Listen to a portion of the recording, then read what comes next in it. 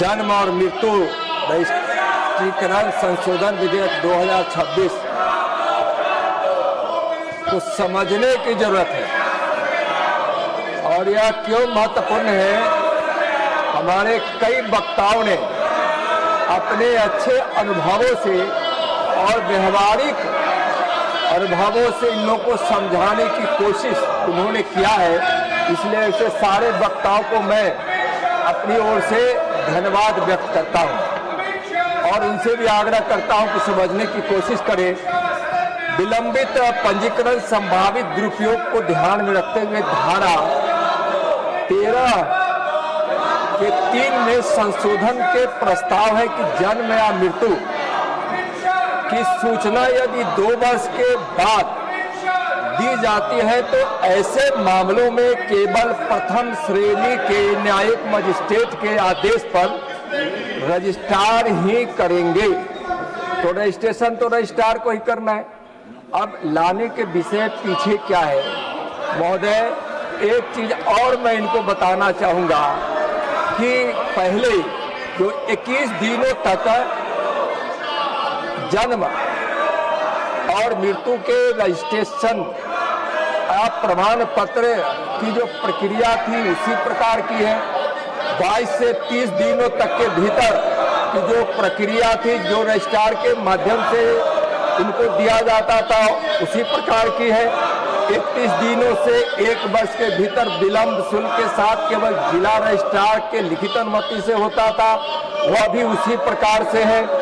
जन्म और मृत्यु के रजिस्ट्रीकरण के लिए जो धाराएं थी उसके तहत यदि 1 साल से जिन मामलों में जन्म या मृत्यु की सूचना 1 वर्ष बाद दी जाती थी, उसके पंजीकरण का आदेश जो डीएम, एसडीएम या डीएम द्वारा अधिकृत कार्य मजिस्ट्रेट देते थे वह भी उसी प्रकार से है, मात्र 2 वर्ष से अधिक। कारण यह है कि अब यह देश चाहता है कि हमारे देश में अगर कोई संतान पैदा ले भारत माँ की गोद में तो उसका रजिस्ट्रेशन निश्चित हो, यह मोदी सरकार का संकल्प है। और जिसकी मृत्यु हो जाए वह भूत बनकर वैसे तुष्टीकरण वाले लोगों की पार्टियों का मतदाता बनकर और वह मृत्यु प्रमाण पत्र न लेकर बरकरार रहे। अब यह देश भूत से छुटकारा चाह रहा है, तो इसका मृत्यु प्रमाण पत्र भी समय से हो जाना जरूरी है।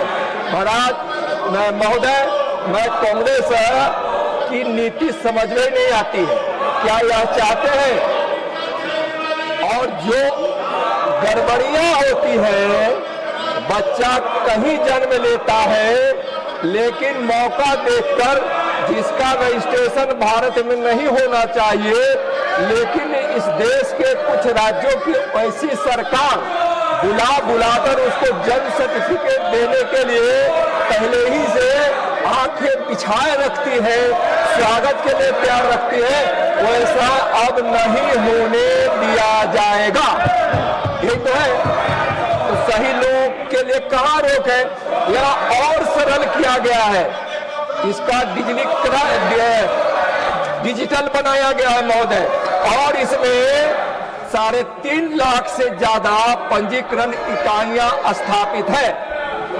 और महोदय, इनको मैं बताना चाहता हूं, इनका आंख भी खोलना चाहता हूं और इनकी कमियों को दर्शाना भी चाहता हूं। वर्ष 1914 के जन्म के लिए पंजीकरण का स्तर 86.6% था, 86.6 था, जो 2024 में बढ़कर 99.1% हो गया है। और मृत्यु के लिए यह आंकड़ा उसी प्रकार से जो 2074 में 72.5 था, वह बढ़कर 99.4 हो गया है। महोदय, कितना इस देश में जन्म और मृत्यु प्रमाण पत्र के माध्यम से कांग्रेस वालों ने देश के साथ धोखा किया था, लोकतंत्र के साथ धोखा किया था। अभी जो राहुल जी बोल रहे थे, देखिए आंकड़ा 72% मृत्यु का मात्र निष्टीकरण होता था, अब यहाँ 99% से भी 4 हो गया है। माननीय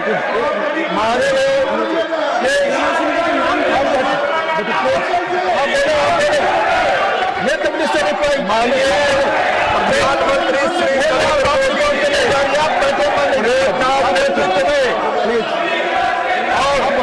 माननीय गृह मंत्री जी के मार्गदर्शन में प्रयासों से भारत आत्मविश्वास के साथ लगातार सार्वभौमिक पंजीकरण के लक्ष्य की ओर लगातार महोदय बढ़ रहा है। महोदय, जब इस जन्म और मृत्यु रजिस्ट्रीकरण पर एक मंत्रिय स्तर सम्मेलन जब हुआ था, उस सम्मेलन में भारत की सराहना पूरे उस सम्मेलन में भाग लेने वाले अनेकों देशों ने किया था और कहा था कि भारत की